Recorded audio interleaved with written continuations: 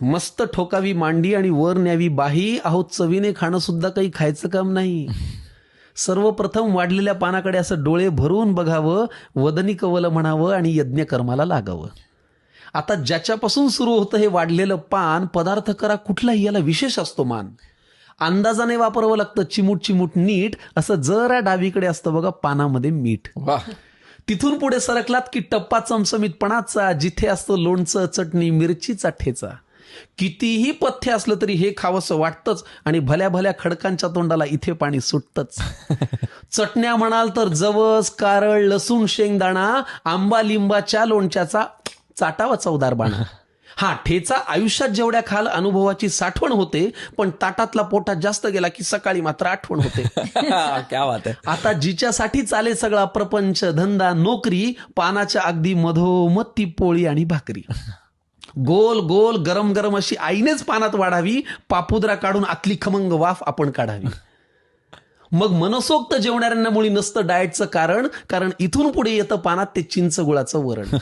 मग बाजूला कोण याची चिंता आपण का करावी, अशी वरणात पोळीत कुस करावी आणि फुरकी मारावी. किती छान. याशिवाय हे बिचारं पोट काय दुसरं मागतं. हा पण चांगली भाजी करायला मात्र कौशल्यपणाला लागतं. चिरलेली, निवडलेली, वाफवलेली किंवा भरलेली. काहींच्या घरी तीही पण असते हो, कालची थोडी उरलेली. उगाच जास्त क्रेडिट त्या कोंबडी बोकडांना गेलंय. या भाज्यांनी आपलं जगणं सांगतो खरं समृद्ध केलंय. चांदीच्या ताटातही शोभून दिसते मेथी, भेंडी आणि गवार. सोन्याचा चमचा असला तरी खाणार हेच, ठाकरे असो वा पवार. मग पुढे एकदा पोट भरलं की सुटतं हे अवघड जगण्याचं कोड. एकदा पोट भरलं की सुटतं हे अवघड जगण्याचं कोड. पण मन भरायला लागतं ना मंडळी या देहाला गोड. मग एवढं जेवणही राखावा बरं आग्रह करणाऱ्याचा मान, आणि चाटून पुसून स्वच्छ करावं ते वाढलेलं पान. मग ढेकर देऊन पलंगावरती देह टेकवावा थोडा, इतक्यात कुणीतरी आणून द्यावा लवंग खोचलेला विडा. हेच ते वैभव आहे ज्यासाठी सगळे कष्ट करतो, पण समोर आल्यावर मात्र न जेवता फक्त पोट भरतो. त्यामुळे हे रक्त पिणारं यंत्र तुमचं जरा बाजूला ठेवत जा आणि पानावर जेव्हा बसाल ना मंडळी तेव्हा मन लावून जेवत जा.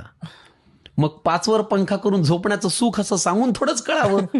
आणि असंच वाढलेलं पान देवा रोज सगळ्यांना मिळावं. असंच वाढलेलं पान देवा रोज सगळ्यांना मिळावं.